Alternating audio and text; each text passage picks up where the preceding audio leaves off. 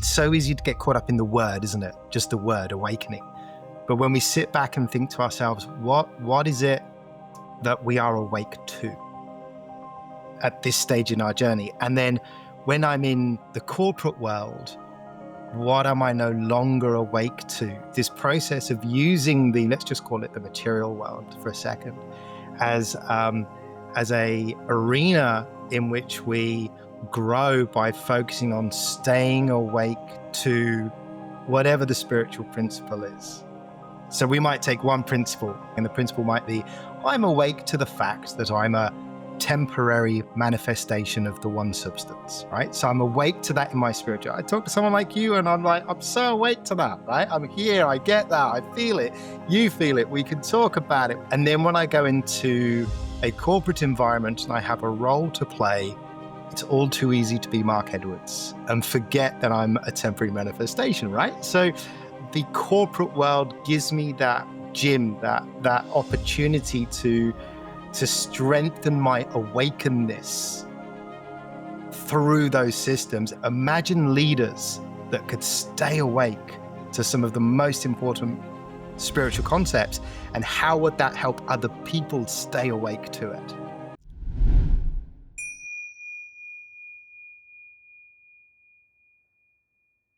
Welcome back to the Humor Counter podcast. Something incredible is happening in the world today. Many people are waking up to the spiritual dimension within themselves. And it's not just happening in ashrams in India or Tibetan monasteries. It's happening all around us, in our organizations, in our family groups, in our friend groups. And yet for a lot of us on the spiritual path, it can feel like we're living a sort of double life. There's this rich inner spiritual journey and the relationships we make with people there. And then there's the rest of our life. There's the family groups, family dynamics. There's our boss, our organizations, the humdrum of paying salaries and mortgages. And it can seem like there's a massive contradiction between these two worlds. I mean, imagine telling the people around you that whether or not you're going to be able to pay your mortgage or meet target this month was really in the hands of God. But yet, what if this surrender, this presence, this way of seeing the world wasn't a liability in real life, but actually a huge superpower? What if the leaders of our future organizations, our political parties, our family systems were those who were spiritually awakened and soul aligned? What if the way we're showing up is in organizations is the problem rather than just the structures themselves? And my guest today is someone who straddled those two worlds.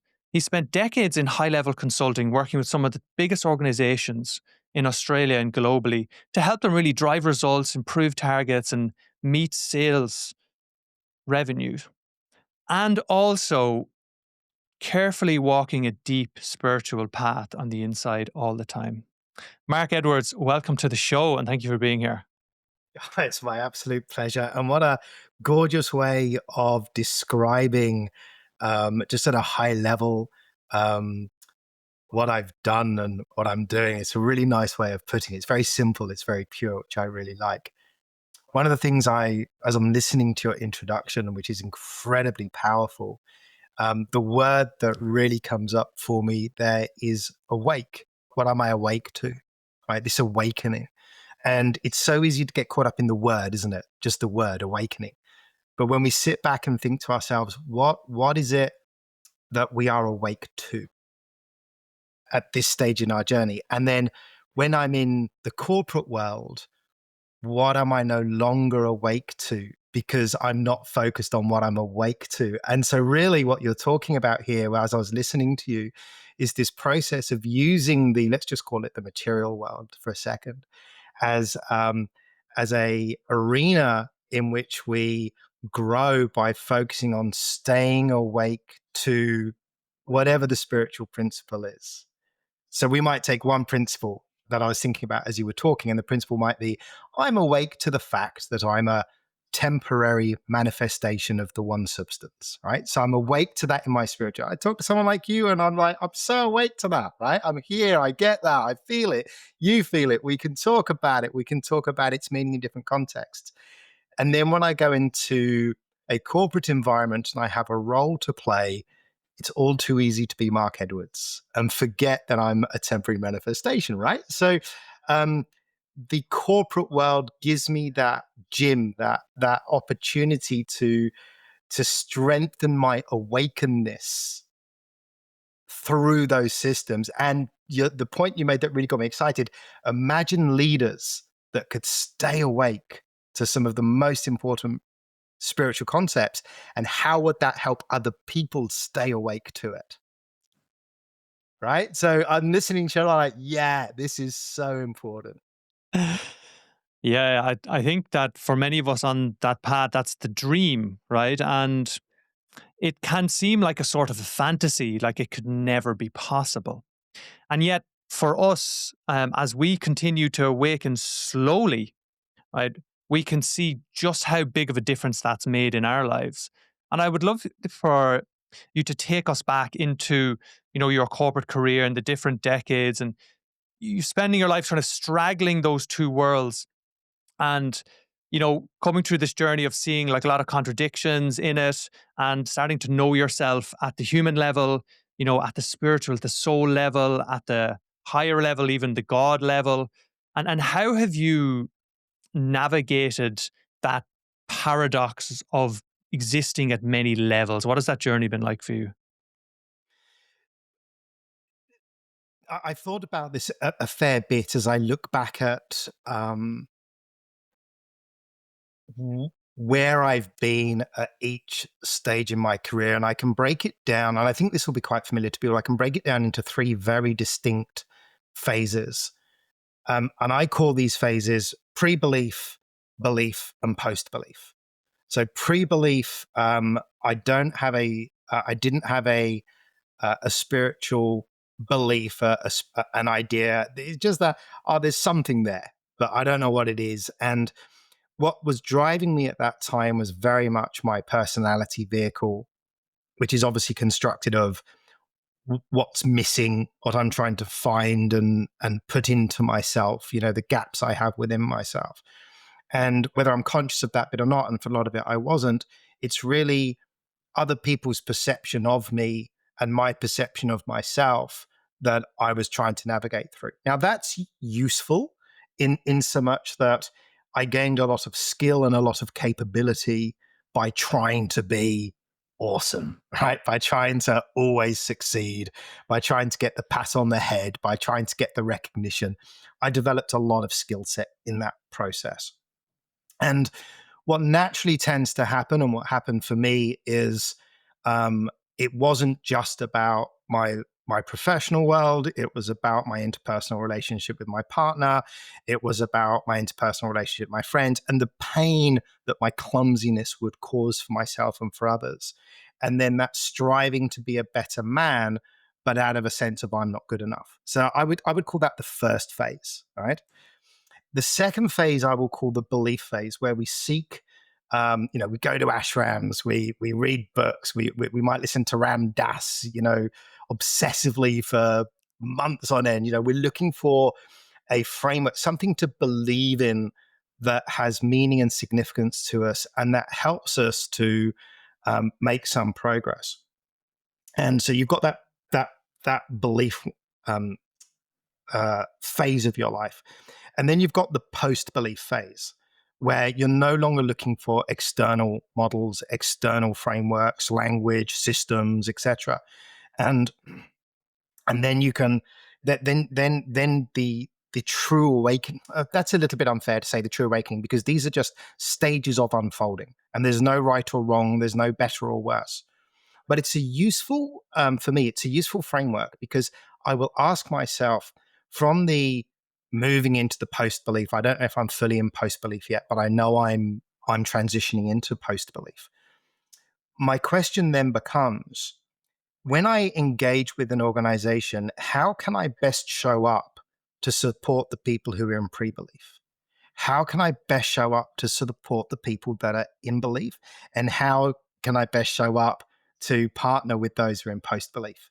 And it's that simple way of looking at the spiritual journey, and not assigning any particular uh, external validation framework around those 3 stages and just ask myself, what does leadership mean to each of those 3 areas? Or what does coaching mean in each of those 3 areas?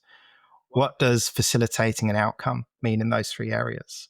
What am I listening to within those 3 areas? And when you've got a blend of those people in a room, how do I center myself and ground myself and allow myself to be grounded to go to where I needed to go? How do I drop in so that I'm saying what needs to be said from a different place than my intellectual brain? And I remember the very first time this happened, I was at the beginning of the belief, what I call the belief section, and I was facilitating a workshop with a large corporate, I won't mention their name, in the financial services industry. And there was this moment when, for whatever reason, my intellect let go and I felt myself connect to what I lazily call the hive mind in the room. And everything that I was saying was landing and causing a wow moment, but my ego was taking a back seat. I was observing myself talking. I was observing myself listening, and I was hearing what was coming out of my mouth. And I was like, holy moly, where did that come from? And so I remember the very first time the letting go happened. And my experience of the 2 days was richer than anything I'd ever had before. And I'd had a lot of, you know, accolades and successes and that kind of stuff. So I think I suppose I got to the stage where I had some confidence in my abilities. And then I remember that day when I first let go. So I don't know if that answers your question fully. What was it like at each stage? But I just remember the first stage, it was a lot of effort. It was a lot of, I was trying to fix myself. In the second stage, I was beginning to ground myself. And in the third stage, I was beginning to let go of myself, if that makes sense. And I'm still in that process of learning to let go. Yeah, it's beautiful the way you've summarized it there, because that really nicely articulates the journey in many ways. Because that first phase, which I think we kind of dip in and out of these phases as we continue, but that first phase about stabilizing yourself and learning some skills and getting to the stage where you're like, you know what, I can actually operate in this environment. I have confidence, I have skills, like there are real things that I can do. I think that's extremely powerful. I'd love you to talk to me about what you learned in that stage and what your experience was like in that stage versus the next step, right? It's like, can you take us inside your experience there and say, like, how was your perception of the world? How did it change your relationship to yourself? I mean, you mentioned self-worth and these sorts of psychological concepts. I'd love to hear your musings on that shift. The shift came through others primarily. And it was through people who could see me. So it was people who were a little bit further along the path, whether they recognized it as a spiritual path or not, it didn't matter, right? So they weren't looking at that which was irritable to others in me. They were able to see that which was potential, or that which was greater than what I was showing up with. And that's what I couldn't see. So I remember the first person that that helped me shift some of my perspective.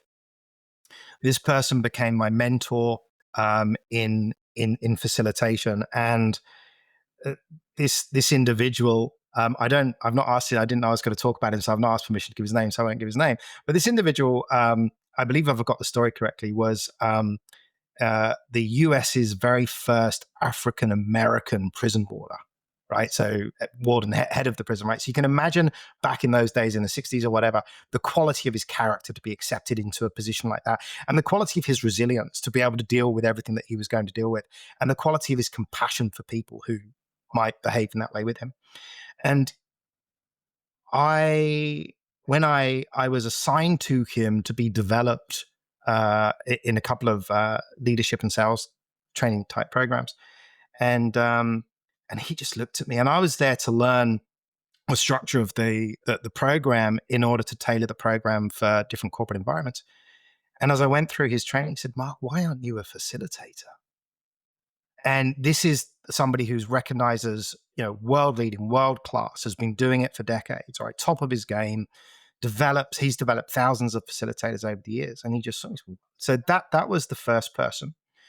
My COO at the time, who I admired and respected greatly at a time when I did not have confidence in my own intellectual abilities, my own intelligence, turned around and said, "You're one of the smartest men that I've ever met." And I would never accept those sorts of compliments at that stage from people who weren't knowledgeable. I could only hear it from experts.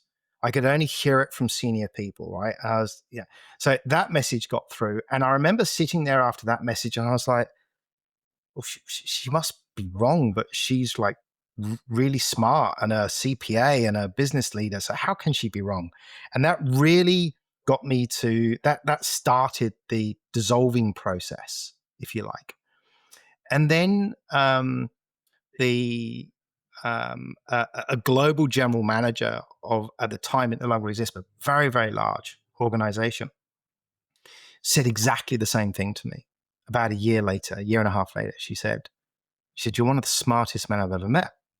And I remember at the age of 20, 21, at the time we had tabloid newspapers, broadsheet newspapers, and broadsheet newspapers would be quite intellectual and lots of investigative journalism and stuff like that. And I remember I would not buy a broadsheet newspaper because I had the belief that I wouldn't be able to understand the words in it.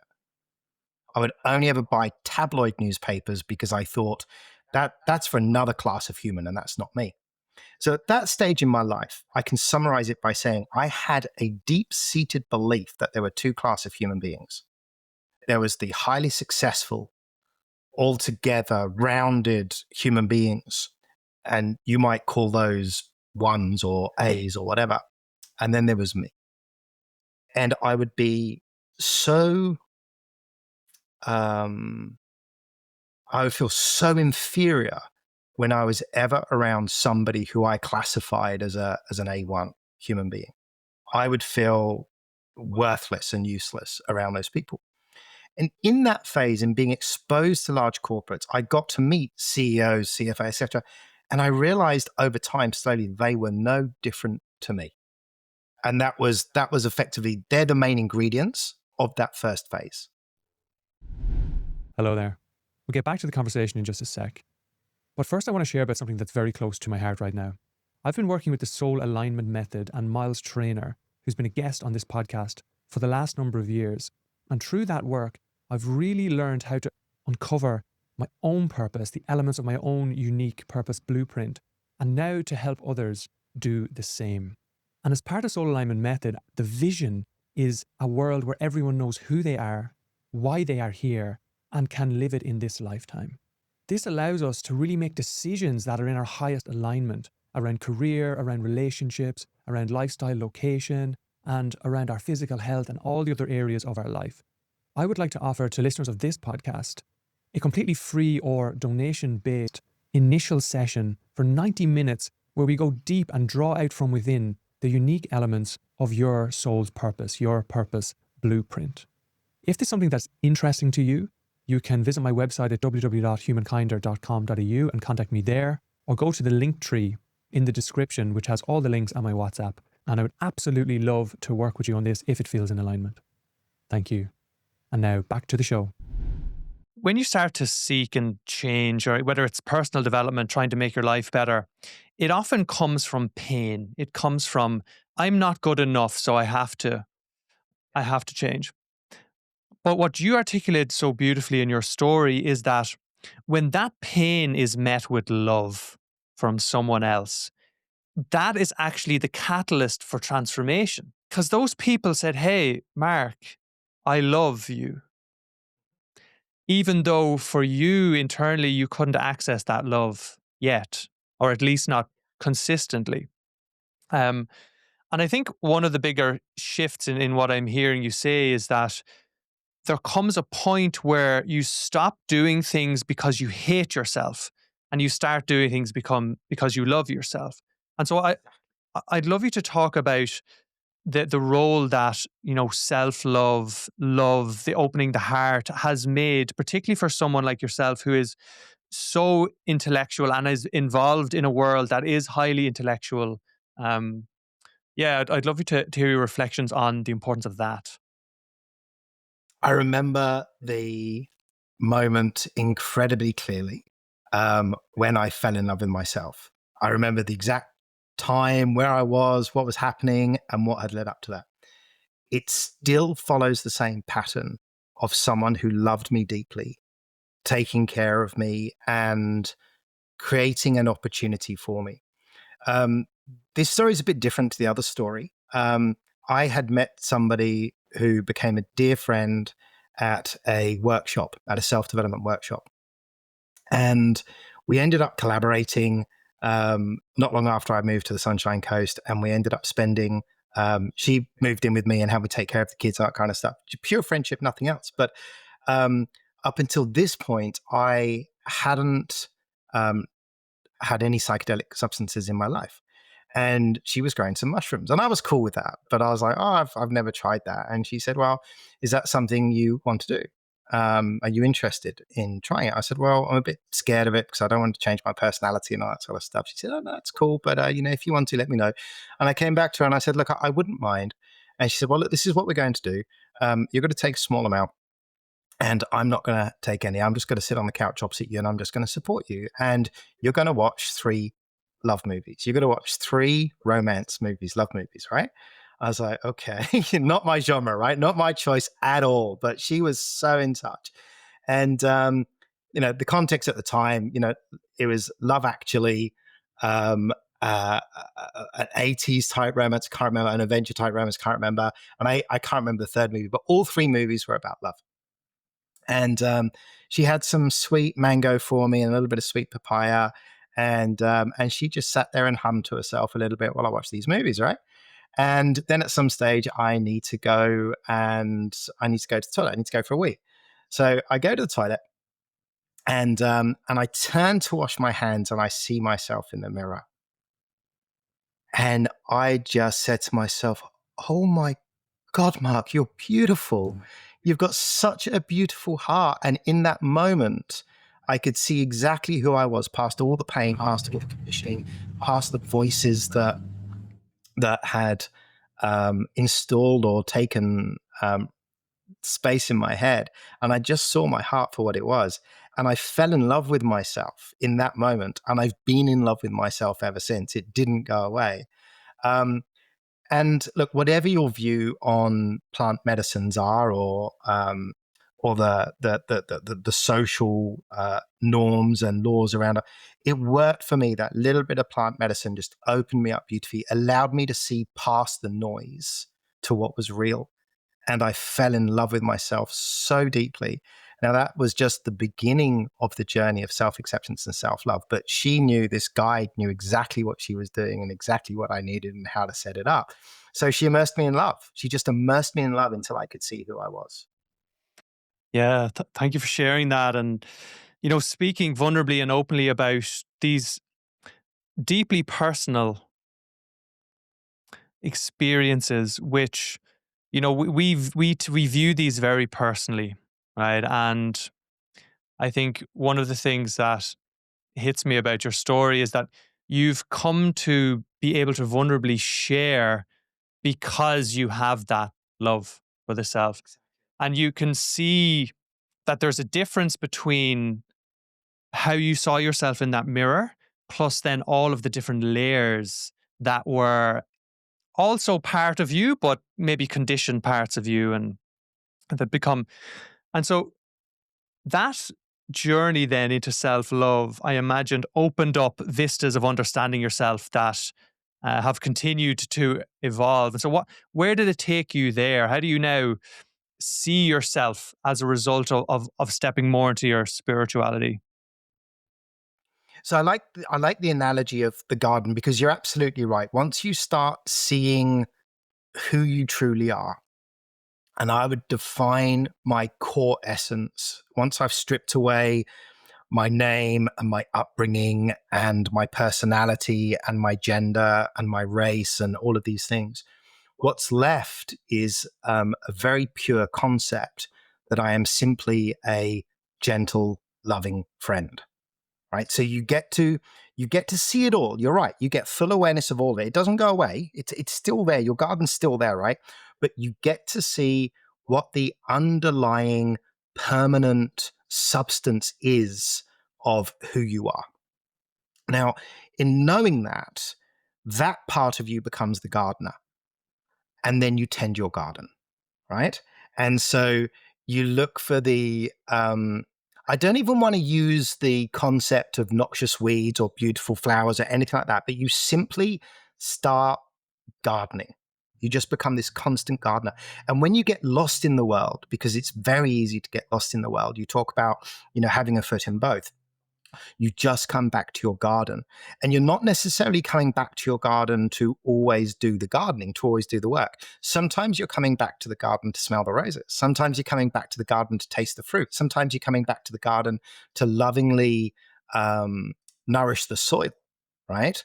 But it's this beautiful, you're no longer trying to change anything about yourself. You're just trying to help the garden come to its full fruition. Now, that might sound a little bit too abstract, and if it does, forgive me, let's move on from there and find some specifics, but that's how it feels now. Mm. So you have passed beyond the initial stage then of pre-belief, because you've had an experience that just it just shook you out of that. It just said, no, there must be more. It gave you a real experience.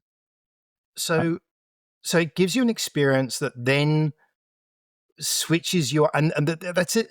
It's a little bit addictive, because once you've got, if you're not careful, but once you've had an experience in an altered state, you've had that ecstasis, you've had that higher sense of who you are, if you're not careful, you chase that experience rather than doing the actual gardening itself. So there's a cautionary tale around that, right? But so yes, it becomes about belief, but once you've navigated that space, and you start, and this is really important, you start surrounding yourself with people who energetically support you in the work rather than people who pull you away from the work, right? Whatever that means to you, within who it is that you circumnavigate around, or allow to circumnavigate around you. But that belief process is not yet a knowing process. So you are evolving from believing into knowing, and you can only evolve from believing into knowing through doing, rather than just through reading, right? So you're right. In that part of the process, you experience something which is so far away from where you are right now, because it's a knowing, and then you are dropped all the way back to the beginning of this phase, which is believing, and now you have to go and know it without the use of the plant medicine, because the plant medicine just showed you something, and now the work begins. And it's so easy to hear concepts like what is it, after enlightenment, chop wood, carry water. It's so easy to understand that intellectually, but part of that middle process of the belief process is learning to embody it, to feel it, to apply it to every aspect of what you're doing, and look for the illusions. And in that phase, I found I was often, I'd fall asleep for months sometimes. The awareness would disappear for months and months on end, and then it would come back, and then it would go, and it would come back. And as you and I both know, as most of your listeners will know, awakening isn't a finger snapshot in time. My stories might sound like it is, but that's just the catalyst that began the process. Yeah, thank you for that. And I'm taking the perspective now of someone who's listening to this and is getting a sense of what you're talking about, but is curious about what you mean actually by awakening, and what the actual transition in what your perspective was before and after an experience like that. And just, I love your metaphor of the gardener. You started to become the gardener. It's like, who is this gardener? What's your experience? How would you articulate that shift for people? And then we can go into some of the practicalities of living from that place, maybe. Yeah. So the gardener is the gentle, loving friend, my core essence. So when I sit in silence and in peace, I can come back to that pure version of myself, that everything that I see, everything that I hear, everything that I do, everything that I touch comes from a place of a gentle, loving friend. that is my highest human state that I can achieve, but I can't achieve it consistently yet because that would be full awakening, right? But your question was what is awakening? It's if you think about the word itself, what are you awake to? What are you awake to? So awakening isn't a one domain thing in practical terms. So if we come back to the original thing that I talked about being awake to the fact that I'm a temporary manifestation of the mono substance, right? Am I awake to that? Yes, I am awake to that a lot of the time these days. Sometimes I'm not awake to it. I'm asleep to it, right? Am I awake to the fact that thoughts are energy? Yes, sometimes I'm awake to that. Sometimes I'm not. Am I awake to the fact that, if I'm struggling with money or if I'm struggling with work, if I'm struggling in a relationship, if I can't find a solution, etc., am I awake to the fact that I'm creating that struggle?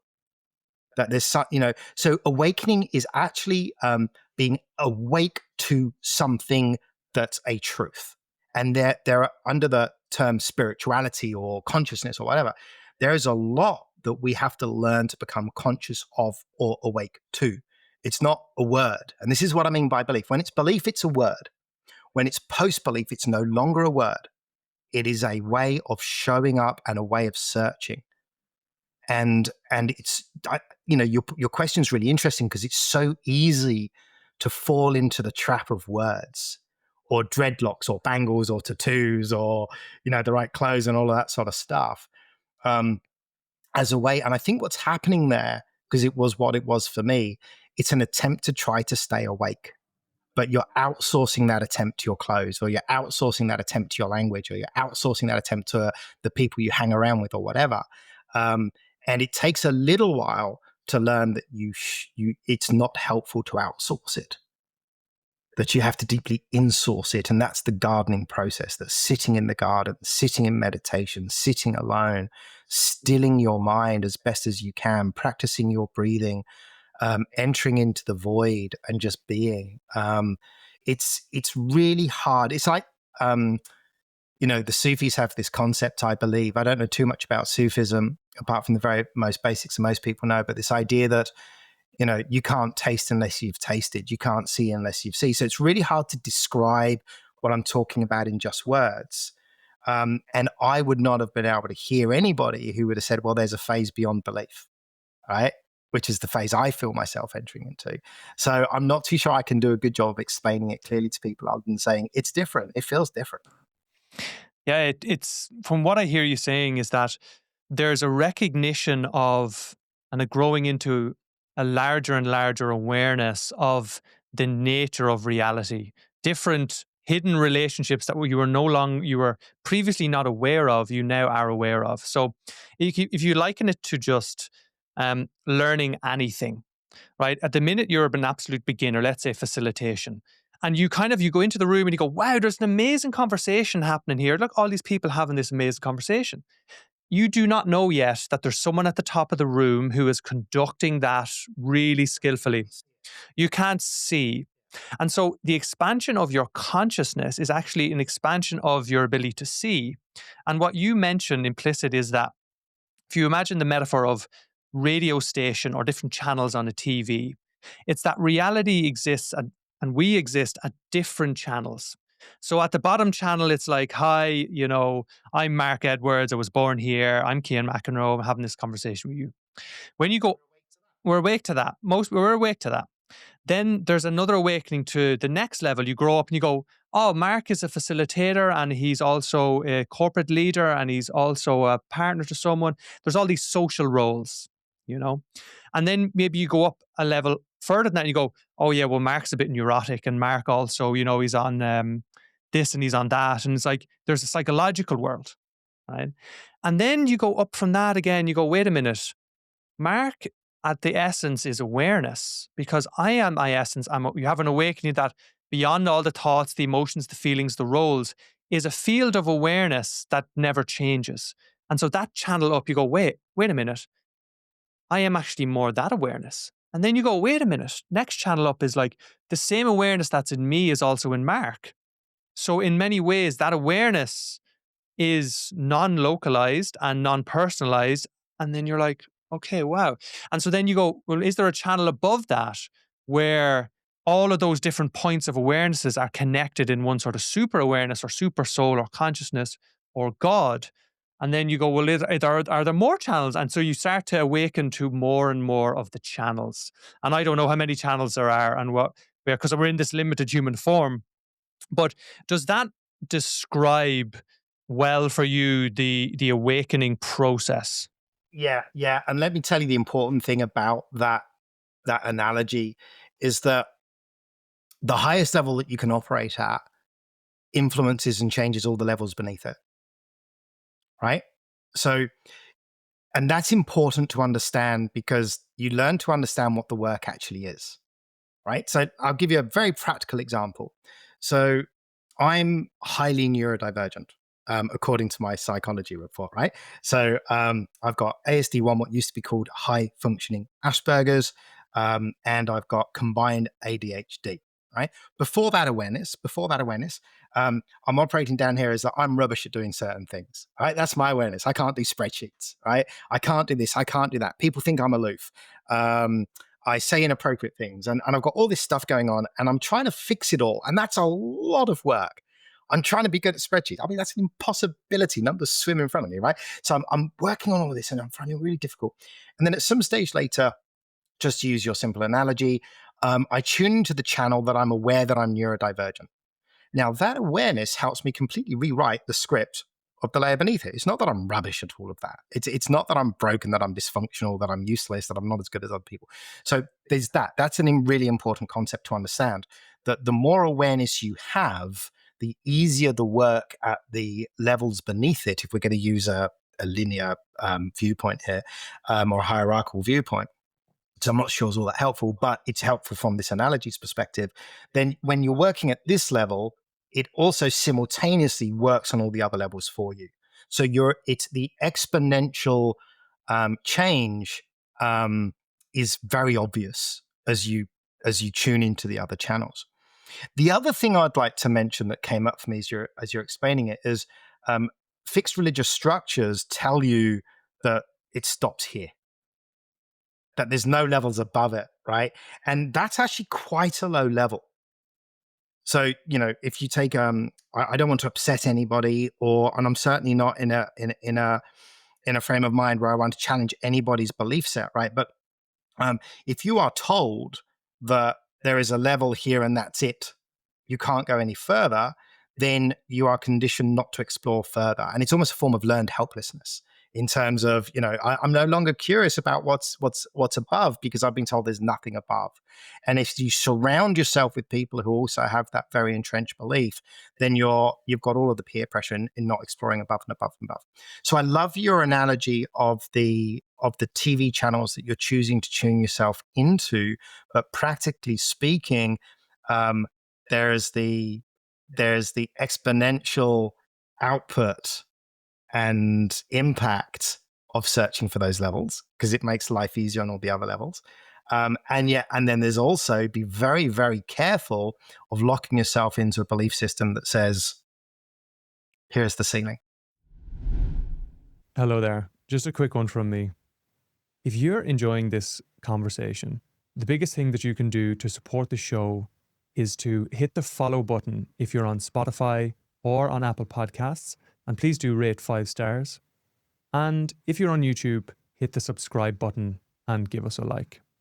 All of these things are completely free. They really support our growth, and they also make sure that you get notified of any new content that comes out, so you don't miss a thing. Also, if you're interested, you can follow Humankinder on Instagram at human_kinder, where I'm posting many different clips across different episodes and sharing content along the journey.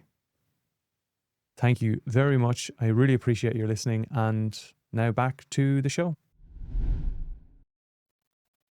Yeah, it's a beautiful reminder, and I think a very important lesson, because we can only perceive what we can perceive, and the bias in that is that we believe that all we can perceive is all that's there, right? And that simply is very limiting. And I would love to hear, I'm very curious about the neurodivergence and what awareness of the neurodivergence and the, expansion across these different levels, how that has changed your perspective around neurodivergence and how you now see it and that whole area, particularly as it pertains to like living a life or working in corporate. And what's your journey been like there? So the first thing that an acceptance of that neurological difference allowed me to do was rewrite from a much kinder perspective all of the stories that were driving my personality. And this is what I mean by once you have that awareness, you get to fix stuff so easily. So, friendships that hadn't worked, romantic relationships that hadn't worked, jobs that hadn't worked out, all of these sorts of things. So you get to free yourself from the shame and the guilt and all of that lower energy by operating at that level. So my first change in understanding around neurodivergence was it's important just to accept and free yourself from the past. The second bit that I learned was look for the grace in your difference, right? Just look for the grace in it. Look at what it brings you. Because once you've learned that it brought you relief from the past, then you become really curious. Well, what else is the grace? Where else is the grace here, right? So you start then mapping your neurodivergence. Not everybody listening to you is neurodivergent, but you start mapping your neurodivergence to that which you have been told you're really good at. So you can start saying, people are saying this because I'm a little bit different in this area. And so there's a big contrast for them. So they get to say, you're one of the smartest people I've ever met, or you're really amazing at this.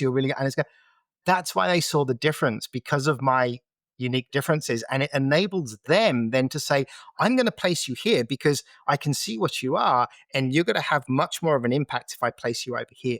So these leaders would place me in different places based on that. Now, wasn't aware I was neurodivergent at the time. They, in retrospect, when I've asked them about it, they said, yeah, we knew you were different. We didn't know why, but we knew you were different, right? So my understanding of neurodivergence has now become very much a strength-based approach. And that's an easy, popular thing to say in corporate circles without actually, every individual has to, if they're able to coach themselves, which I can, I think partly because of my neurodivergence, but if you're able to coach yourself, and coach yourself to really deeply understand what those strengths mean in terms of how you turn up in the world and what you're able to achieve, not just some bypass, oh, that's my superpower statement that you make, right? Or you get yourself a coach who can help you go inside, go deep, find the insights, and surface with genuine insights as to what your difference means in terms of what you find easy that others don't. Let's just put it that way, right? And then after that, it becomes, well, now that I'm cool, right? Now that I'm really in love with my neurodivergence, like deeply, not bypassing, but deeply in love with my neurodivergence, where's the boon? Where's the boon for everybody? Where's my contribution here? Because wow, I've now got to this stage where I'm like, oh my God, I love myself so much, and I'm so awesome to myself. Right? I'm just awesome. I don't use an external validation framework. I just know I'm awesome, right? So how then do I humbly, which is a challenge, but how do I humbly, because I get hijacked by my personality sometimes, right? But how do I humbly sit back and really look for what's my giving and not let my ego tell me what's my giving, right? So that's where I'm playing right now in terms of that neurodivergence. But here's something that's very important, and you can talk about it from a neurodivergence perspective, or you can talk about it from a spiritual perspective. You can't, I think it's impossible to effectively directly interfere with somebody's path. You can give them love, you can believe in them, you can see things in them. That's often enough. You can't sit and tell them what they should be seeing about themselves. I think it actually has an opposite effect. So from a leadership perspective, from working and being with others in collaboration with others, I think you really have to discern whether saying something or just being something is the most effective way of leading people, right? And also leading yourself, because that's also the post belief. Because in the belief stage, you're telling yourself things. In the post belief stage, you're being things. In my very simple triad, so to speak. So I don't know if that's answered your question satisfactorily. No, it has. It has, absolutely. And what I'm hearing in what you're saying is that whether or not there's neurodivergence there or not, there is a process of becoming fully yourself, the full expression of yourself in love and loving all parts of yourself, actually, that will turn some of those wounds and some of those challenges into gifts for the world. And no one can do that for you, unfortunately. Yes. People can have, you know, supportive environments, but ultimately it's up to each one of us to make peace with ourselves and fall into love with ourselves. And then from that position, show up as fully ourselves and then see how reality changes for us when we do that. For sure. There was this impulse to sort of not correct a word there, but something was very jarring when you said other people can't do it for you, unfortunately. And for me, it's fortunately other people can't do it for me. Yeah, yeah, I love it. Oh, the joy of doing it for myself and getting there. It's like, oh wow, look at what you did, man. Look at how far you traveled. Look at what you're able to achieve. And now look at how you're able to to exist in both the material world and the spiritual world, and what natural and observe the natural mechanism that influences other people just through that beingness. Yeah. Yeah, I love it. And I sense your excitement there because it's something that I feel in myself too, is like the superpower of stepping into the world more and more from this place. It's like chalk and cheese before and after.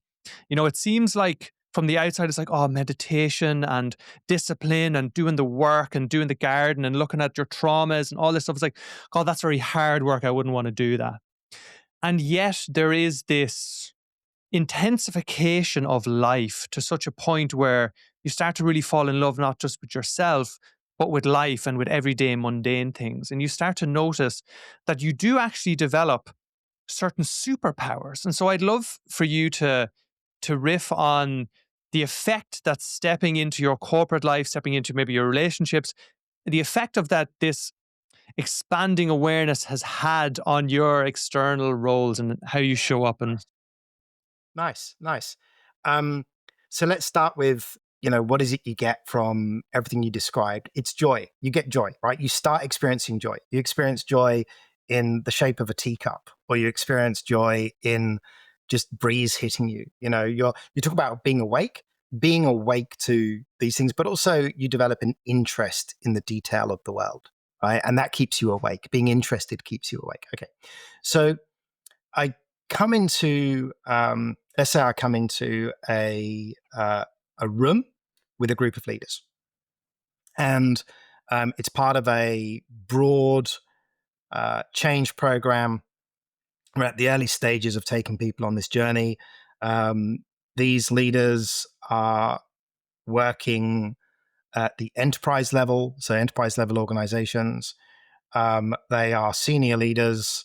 Their entire life has been about climbing the ladder, moving from current state to future state, and they've had to learn the rules of every step. What are the rules that get me from one step to the next step?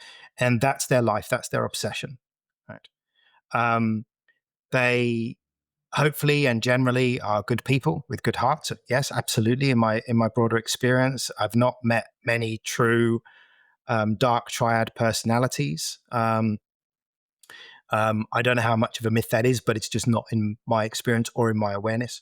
But so I'm meeting these people, and they are, you talk about superpowers, they are rearranging their personalities, rearranging their deck of cards, if you like, and playing a certain hand in a certain way in order to succeed. I'm turning up not doing that, right? I no longer do that. I no longer need to do that. So two things happen. Firstly, I can see them so much more clearly because I know they're showing me a selection of cards out of a full deck. And I know that. I'm no longer fooled by the four aces they're showing me, right? They're actually a full deck of cards. So that's really helpful for me in that two things happen. First of all, I'm completely relaxed and I'm not in awe or in fear of someone's power or position or knowledge or expertise or paycheck or anything like this. And honestly, sometimes the gaps between what I earn and they earn can run into six figures, right? And none of it phases me. So that external validation framework I can just move it out of the way really easily. That means I can meet them at their level because they will know if I'm feeling subservient to them, which means there are limited channels of communication available between us because they are playing by a certain set of rules, by a certain structure that says if somebody's here, this channel of communication is open. If somebody's here, this channel is communication. What happens when I show up and I'm not on any of that, or I'm on all of that? That means all channels of communication are open, right? So this means that I can be more, I can reach them deeper and more effectively, which means I can help them think about things they might not have thought about in a coaching environment or in a facilitation environment, or if I'm facilitating alignment on decision making or alignment on the goal or alignment on what challenges are we going to prioritize and work on together, or what opportunities are we going to prioritize and work together, and what does that mean from an action planning perspective. So I'm invited in to so much more by showing up that way. The other thing is because I'm not playing a particular hand of cards, I'm showing up as the whole deck. They don't have to work out how their hand of cards needs to interact with my hand of cards, because that's not necessary, because I don't show up that way. Now, one of two things will happen. One of three things will happen. Either the person will be like, oh, this is refreshing. We can actually get down to nuts and bolts really quickly. We don't have to muck about, right? Or it'll have the exact opposite effect. Oh, this is really scary. Who is this guy? I can't work him out. I can't make him out. He doesn't smell or sound or taste like what I thought he was going to be. This is really uncomfortable for me. I'm going to start shutting down. So I have a slightly different, longer journey to take with them. And that's more about vulnerability and exposing myself to them so they can trust what's showing up, because they can't see the polish because they're conditioned to trust the polish, not the substance sometimes. And then you've got the middle group, which is like, okay, you're not threatening, but I have no idea who you are. So I'm just going to hang back a little bit, and I'm just going to wait a little while before I really interact with you.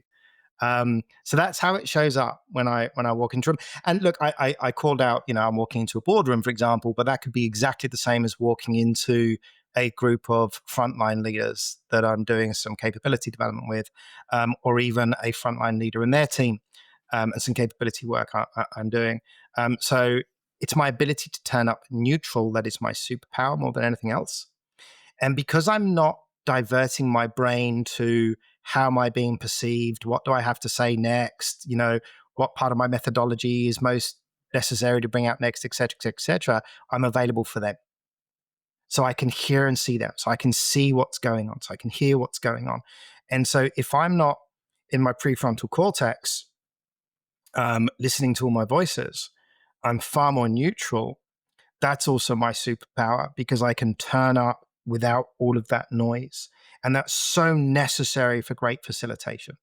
And that's so necessary for great coaching. And by great, I mean creating the space for other people to find their magic, right?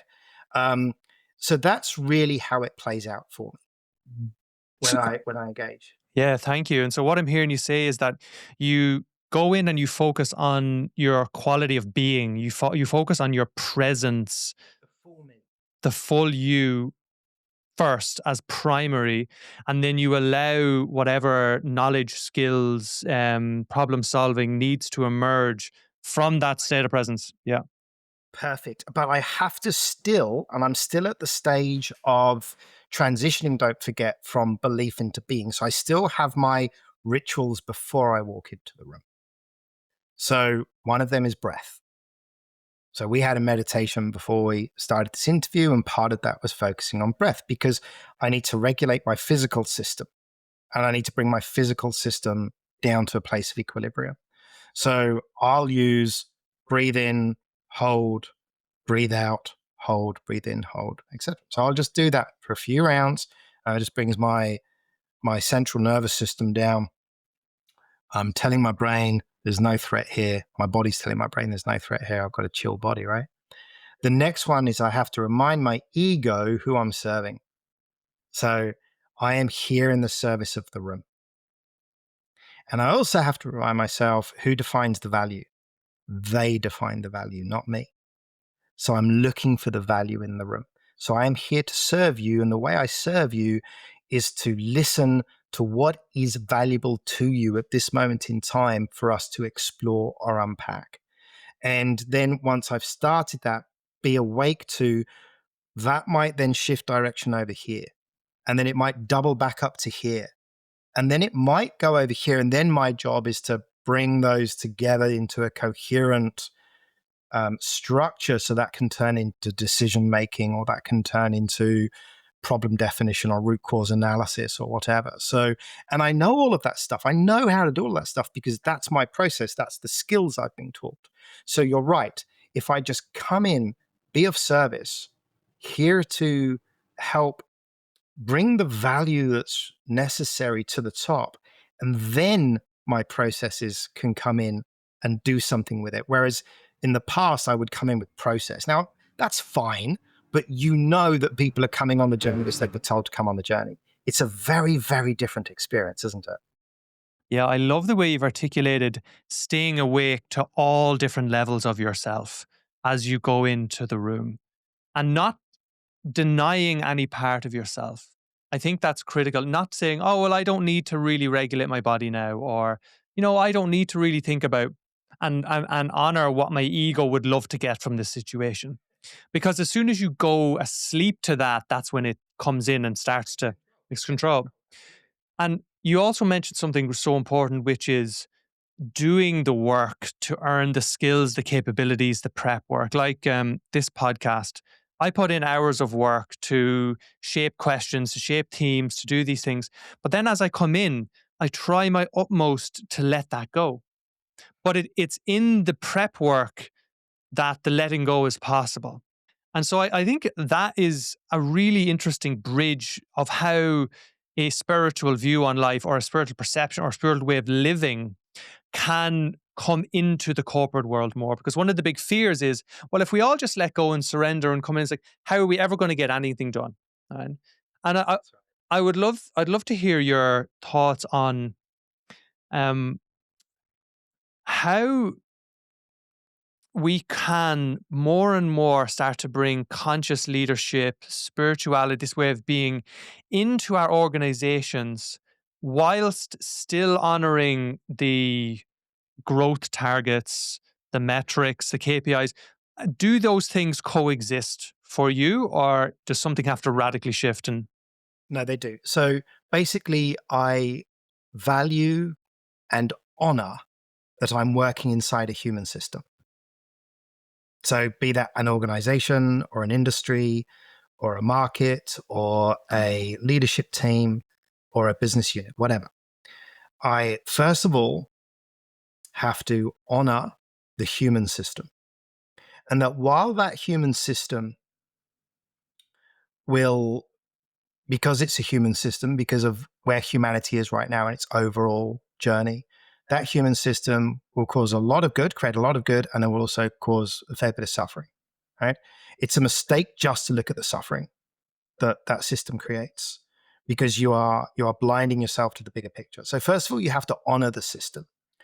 Then you have to honor the work that it's done inside the system. You have to honor the human beings that are doing the work, honor their work. Then you have to honor the roles that they have to play in order for that mechanism to work. Then you have to honor them as humans and where they are in their particular state of awareness of what their impact on other people is, their abilities, the work they've done. You have to honor it all of it. And it's not just a case of honoring it, you have to have a reverence for it, right? You have to revere it. You have to say, this is what is, this is what's here right now. This is part of the bigger picture. I can't see necessarily how it's part of the bigger picture, but I revere that this is happening, that this is what I'm stepping into. I also honor that I'm a bridge, that some people on the spiritual path will be taken in that direction and they might lead a non-for-profit if they're professionally minded. Or they may be a green person that protects the planet, protects the soil. Or they may be a spiritual guide that teaches people or whatever, right? So we all get given a role to play in this bigger picture, and it's all symbiotic to each other. So you have to honor that. So you have to do all of that. You said a very important thing as you were getting ready for this session. You talked about planning and preparing. And this is important in every single endeavor. In business, we're well educated as how important it is. And you and I have talked about how important it is spiritually as well and in self-development. But it's useful to step back and say, what do we mean by preparation and what do we mean by planning? And this is where it aligns perfectly. So preparation is the gathering the information, the data, the business intelligence. What are all the knowns? What are the unknowns? What do we know is true? What are we not sure is true? What might be true? Where's the data? What more data can I find? And that's the preparation. So we gather all of this business intelligence, or we gather all this intelligence about ourselves as individuals, or we try and become awake to so much more, tune into so many more channels. It's the same process fundamentally. Now, the planning is, well, here's my objective, here's the goal, here's the mission that we're setting ourselves at an organizational level, at a function level, at a team level, at an individual level, getting down to KPIs. What is this information telling me needs to be done? Or what is it telling me is the opportunity to get this done? And then you come back to the information, you ask yourself, okay, so what's my skill set? What are my capabilities? And this is now about resources. So what are the resources available to me to use this intelligence to create tactics, to combine those tactics to achieve the goal? Now, the process is, to me, no different, whether that is strategy planning at the highest levels in enterprise, go-to-market strategy, say, or whether it's me going on my inner spiritual journey to discover, how do I move through this? How do I move past this? So one of the things I think we become aware of is that there is no difference between one system and another system, one human system and another human system, because we're all humans on a human journey. Yes, maybe in different domains, family, interpersonal relationship, friends, school board, whatever, work, but the fundamental principles are all the same. And that's another level of awakening. When you awaken to that and you can see that it's all the same process with different objectives, sure. Different information you're seeking, sure. But the fundamental principles of skilling yourself up, understanding the landscape, understanding what your objective is, looking at everything around you and what you need to bring in that you don't have around you in order to try and achieve that objective, for me, there's no difference. Yeah. So what you're speaking into there is the ability to really be in the world and really say, "Do you know what? I'm gonna honor whatever creation, whatever is creating all of this has put in front of me right now." And as an individual node, as part of that greater system, I have a role to play, and honor it and play it to the best of my ability, whilst also simultaneously knowing that it's a role. And one of the things that has blocked me a lot in this is judgment. And it's judgment of others who are pursuing goals which I deem egoic, right? Ironically, my own ego taking spirituality as some sort of badge that I now have that they don't.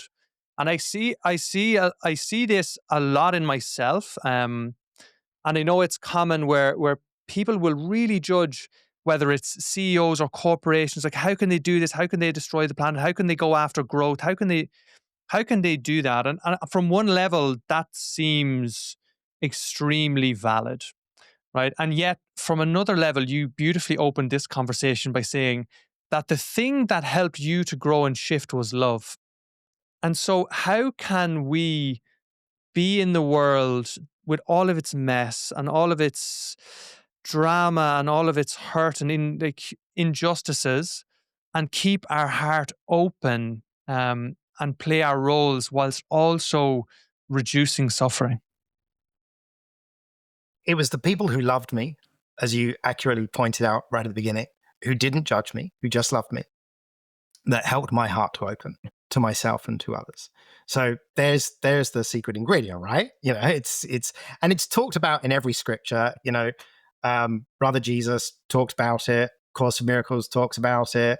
Bhagavad Gita talks about it. Every single holy writing that exists out there in human history, one way or another, touches on the importance of this as the transformational power.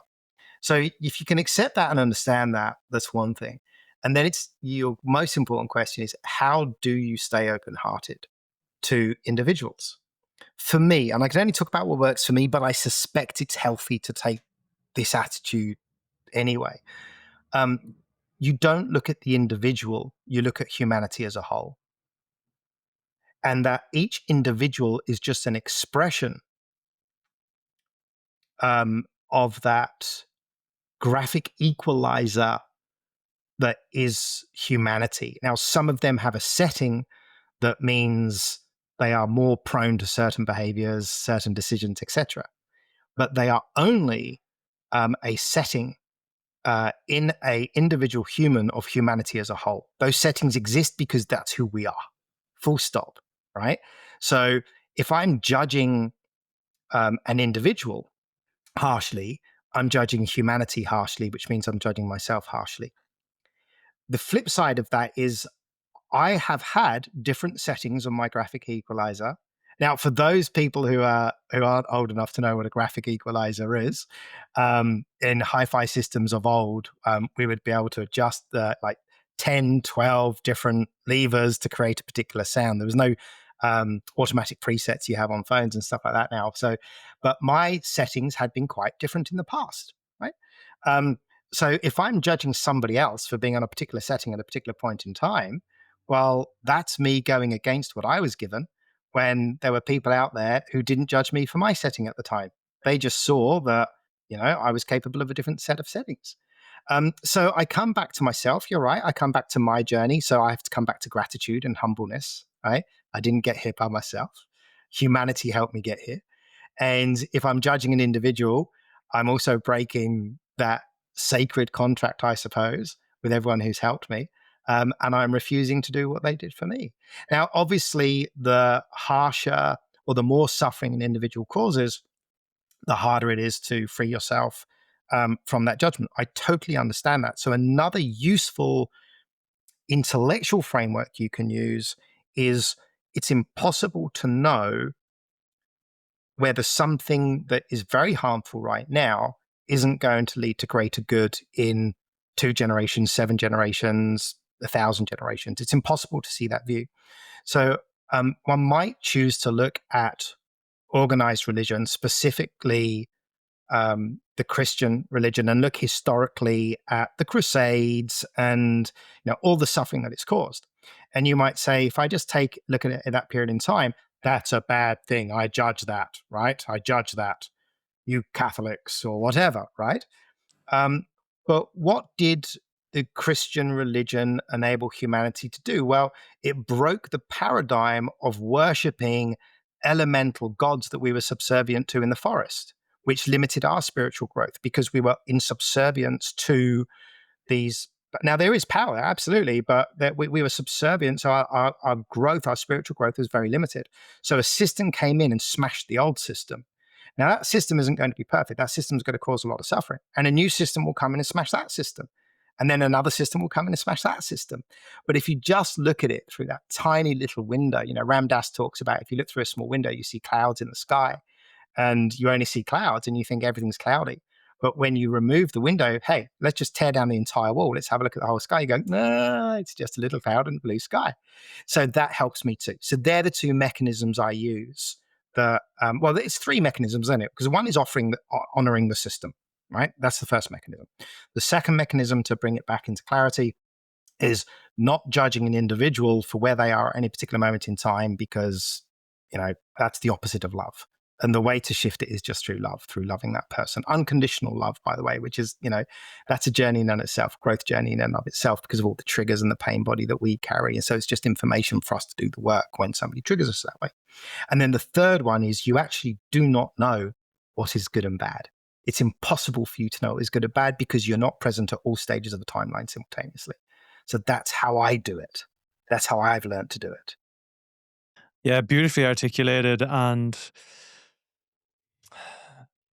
when I reflect on this journey that I'm on myself, I really can see how that part of our mind, the egoic part of our mind,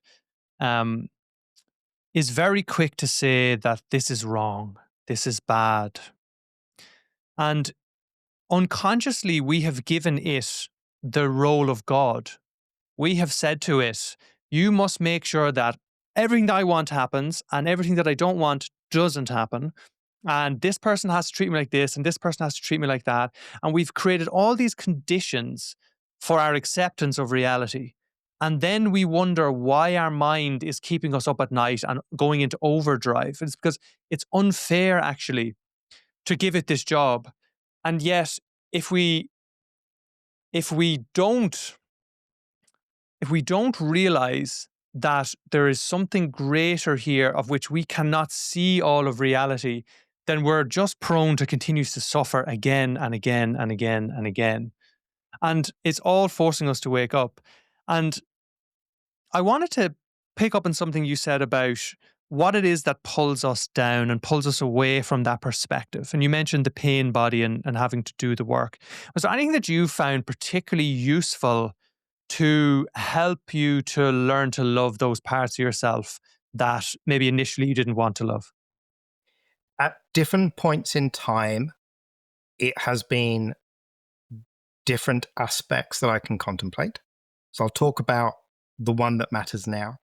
And each time I find something, it supersedes the previous one, right? In terms of its impact.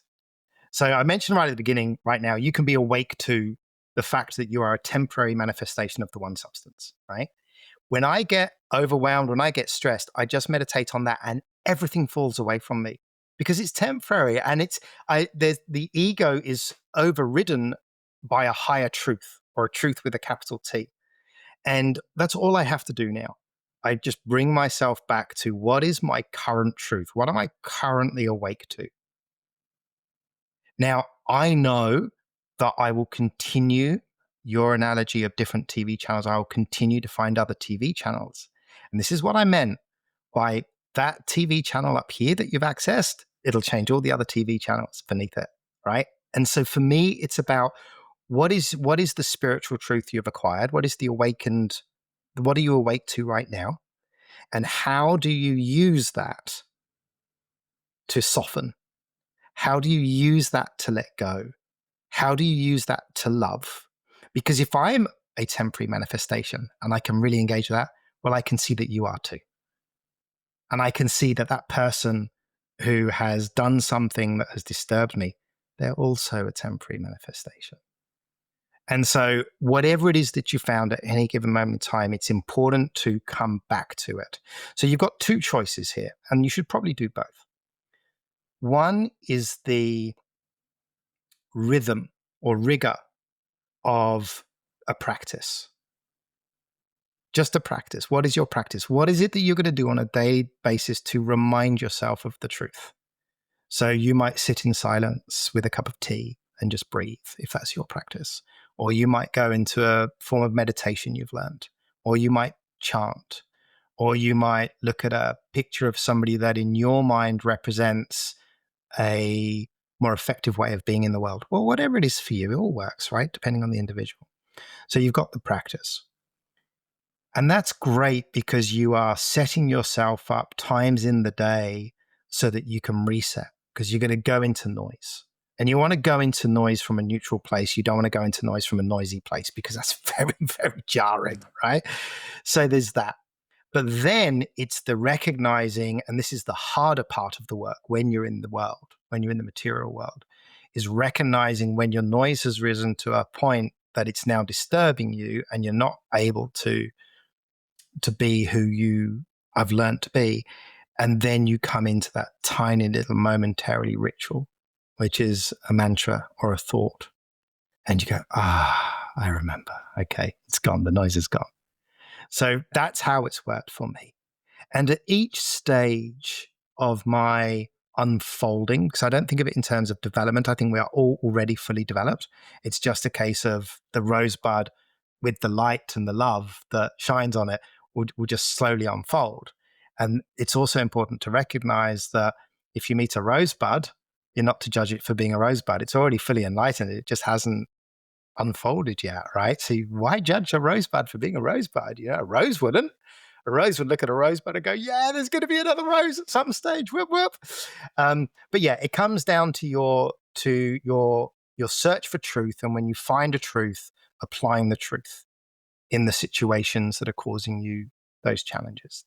It's as simple as that. And as hard as that. Yeah, I love the simplicity in that. And because whatever it takes for you to remember that place and come back to it, whilst also not judging yourself for having gone away. And there are many different ways, like you speak to a beautifully direct, almost like the knowledge path, like the path of jnani, jnani in Sanskrit, I think, is knowledge. And it's like just knowing, even intellectually knowing that you're that and just coming straight back to that. It's very direct. For other people, there might be more, it might be more heart based. It's like I go and I really listen to that part of me in the inner child and whatever's coming up. And then I gently, like Christ would, I gently meet the human where they're at and then guide them back. Or there's many different ways to come back. It's just finding your way back to that place. And also simultaneously, and this is the paradox, realizing that all places are okay. Yeah, all places and all points in time are okay. Absolutely. Yeah. And that, so you have to. So, for example, you talk about the heart. So there was a long time when the process for me was remembering how in love with myself I was. And that was the mechanism, right? That was the mechanism. But that's still very Mark Edwards, isn't it? Right? I'm in love with Mark Edwards. Mark Edwards is in love with Mark Edwards. Mark Edwards respects Mark Edwards, right? But that worked for so long and so well. And now if I use that, it's like, yeah, but that's not the truth that I've discovered. The truth I've discovered is that Mark Edwards is very, very temporary. And Mark Edwards is part of the one and is also an agent of the one and separate to the one, all these things, whatever framework you want to use. So yeah, it's interesting, isn't it? Because you might think, well, what Mark's talking about now, which is, this concept of this intellectual concept of being a temporary manifestation, that just sounds like it's the intellect doing it. But back to my point, if you've learned to live that and you understand how to live that, it's actually not an intellectual process. The intellectual process is the door, but the room is not the intellectual process. The intellectual process is your way of being from that position of truth. So they're just different doors to the same room, effectively, is your point, I believe. Yeah, no, it is. And thank you for making that distinction very clear. It's not about saying, oh, I am God, I am source consciousness, and now everything is okay. It's like genuinely inhabiting that place. And you know it very clearly through your own experience, because you know the opposite of it as well. It's like once you get into that, almost like that energetic place, you feel what it's like to be there. You know when you're not there, right? And It's really obvious, mate, because it's what you attract, because you will see what you're attracting. So you might kid yourself and say, oh, no, I'm here, but just have a look at what you're attracting. Yeah. And that'll tell you everything. yeah, I want to ask a final question about um, being in the spiritual closet and coming out of it, right? In family life, in friends, with corporate life. It's like, implicit in what you're saying is the way that you go into corporations now is you don't demand that they understand about God and the temporary manifestation and your whole trip, yet you go in with a spiritual vibrancy.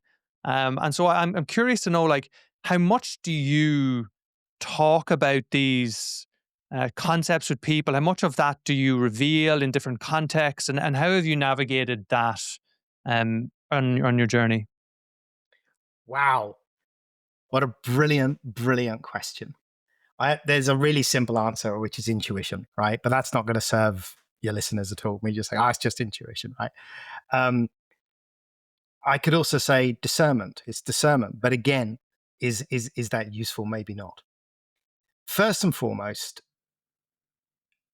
it's important to understand the impact of the principle of you're not here to interfere with anybody's spiritual journey. You are not, right? You have to take a vow that you will not interfere with somebody else's journey. Their path is beautiful, whatever it is, because of where it leads them one day, eventually, this life or the next, or whatever your belief system is. So, you're not here to save anybody, right? So you have to have these fundamental discernment elements. You're not here to save anybody. You're not here to be seen. I'm not here to be seen. What I mean by that is I'm not here to be seen as this or as that. I'm not here to be seen as spiritual, right? I'm not here to change your beliefs, right? I honor and value where you are and what you need at this point in your journey. And I'm not going to judge any of that, right? So if you start removing this, then you start removing the desire to speak about it, right? Because where does your desire come from? What's your agenda? What are you trying to achieve by talking to this stuff, right? So you have to do the work inside to make sure that you're clean when you show up, right? Then what happens is, just through your natural way of being, somebody might turn around and say, there is such a beautiful depth to you, or there is so much love to you, or there's so much compassion in you. Where does that come from? And they've invited you then to say something about that. I put a lot of thought into that, or, I've studied that a lot, or I've been on a journey with that. And they might say, well, tell me more. Right. And so that's when it comes through. Your only desire, or if it's not yet desire, your only job is to turn up in integrity in your ways of being, not what you're going to try and ram down their throat at all. All right. Because ultimately, there's a direct correlation between trust and the exchange of information. So we all know that the more we trust someone, the more information we're prepared to give them about ourselves, and the more information we're prepared to hear from them, right? So if I come in and blast information at them that's not on a foundation of trust, the trust will never grow, right? So if I just try and meet them where they're at, and they see me as somebody non-threatening, somebody they understand, I'm not pretending to be anything. I'm just slowing down and showing up, meeting them where they're at, then they will start to trust me. Slowly sometimes quickly. The more we trust each other, the more channels of communication open up. And some of those channels may be spiritual, right? But you wait until the other person says, hey, I'd like there to be a channel on this subject. And then, is that channel a very narrow channel? Right? Fireman's hose. Is it a garden hose or is it a fireman's hose? Right? And it's really important that we take ourselves out of the equation and we make it about the people that they're here to serve, because I am here to transmit information to them. I'm here to facilitate an outcome, or I'm here to do this. That's my purpose for being in the room, in regards of who's paying for my time or who's paying for the outcomes that I can deliver, right? You have to get back to honoring the work. You have to honor the work. You only earn the right to impact certain domains by honoring the work of that domain, right? That's how you earn the right. So it's in that context. And then you just focus on trust building, and you have no agenda. I have zero agenda on any given human being as to what my job is in helping them to see certain things. I'm not interested. And I invite them to see in me what they need to see in me, and nothing else. Beautifully wise and articulate answer to that, and very compassionate, I think, towards ourselves and our own desire to share everything, and to really make sure this person would be so much happier if they just understood this. And yet our only job is to show up fully as ourselves and as someone who's embodying that presence and that love. And then if the potential is in them to be curious about it, then it will emerge. And it's actually paradoxical, because we feel like by pushing that they will hear, but it's actually not. It's by allowing a pull, if there's a pull to happen. And I think that's such a wise way to take on family dynamics, friend dynamics, workplace dynamics, because it can feel like as we start to awaken a little bit more, we need to just change our life massively. And suddenly this is not working and that's not working. But I have learned a very hard lesson on this, is that it's much better to just wait, have patience, and just continue to do the work in the privacy of your own heart, and then see what shifts in the outer world, rather than taking a huge step prematurely, and saying, I'm never going to this family engagement again, or I can't stand that person, or this workplace is just awful, I hate it and I can't stand another minute. It's like, if you're really doing the work and you're letting go of what you need to let go of, and you're stepping into the love that is your very nature, then what does that workplace look like and feel like? And how do you experience it? Then what does that family gathering experience? Right. So inherent in what you're saying there, in order to be able to comfortably move into those environments, you need those twin mechanisms that you've alluded to there. Number one is mercy, compassion, non-judgmental love. But to protect yourself, you need boundaries. So you need severity of your boundaries. What will I allow people to say and do to me, and what won't I allow people to say and do to me? And you have to bring them both, and they have to coexist. So for you to be able to navigate through life's most challenging situations, you need to learn to bring in and strengthen your capacity of mercy and compassion, right? Which is the teachings of Christ. But if you also have a look at Jesus, but if you also, and I'm just using him as an example that most people would be able to relate to, but he was also really good at boundaries, kicking over the tables in the money lenders, and, correcting people and all of that sort of stuff. So you have to have your own personal boundaries, and that can only come through self-love, what you allow in, what you don't allow in, but doing it with grace and with gentleness, and not out of anger and rage. So making sure that you are emotionally mature enough to be able to manage your boundaries in a respectful way to yourself and to others, and to have that compassion. You're quite right. So the world is not going to change itself in accordance with your understanding. You have to learn to navigate the stormy seas, and to trust yourself, and to have the right mechanisms to navigate the stormy seas, so that you can be of service during the storm to your shipmates, which is your other humans. And that's all there is to it. And you put it beautifully, and it's so true. That is the work. And is there anything you would like to share that we feel we haven't covered fully? Anything you wanted to get out now while you have the chance? Just that I will look back in a year's time and think to myself how little I knew. I wish that for you and me. I wish that dearly, brother. I wish that for all. Yeah. Because that's always happened. No matter how much I've thought I've known, no matter how wise I thought I'd been, I'll look back a year later, I go, I knew so little.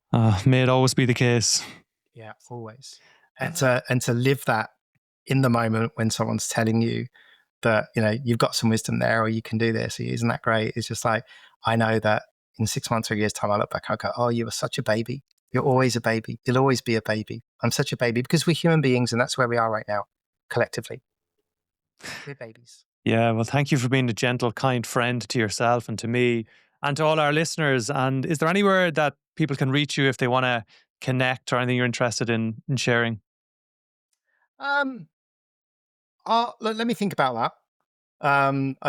Let me think about that because I'm going through a process of redefining my offering to the world, and it's in a place of transition. I'm going to be moving from facilitating to developing facilitators, and that will change my whole business. Anything I give you right now might soon be out of date. So I won't answer that question right now because that hasn't become super clear to me right now. The structure's not in place yet. Perfect. Well, we'll put maybe your LinkedIn and maybe and any emerging website as it comes up retrospectively on this episode. And thank you so much for spending the time. It's an absolute pleasure. And if anyone who really enjoyed this episode, if you're interested in this topic, they have another brilliant episode with Jude Martinachuka, which is on self-leadership and his lessons as a monk and applying that in our corporations today, which you might be interested to check out. And please do subscribe or follow wherever you get your podcast. That really just helps us to grow, and it's completely free, and make sure you didn't miss anything. And until the next time, thank you very much. You're more than welcome. And thank you as well. And thank you to your listeners.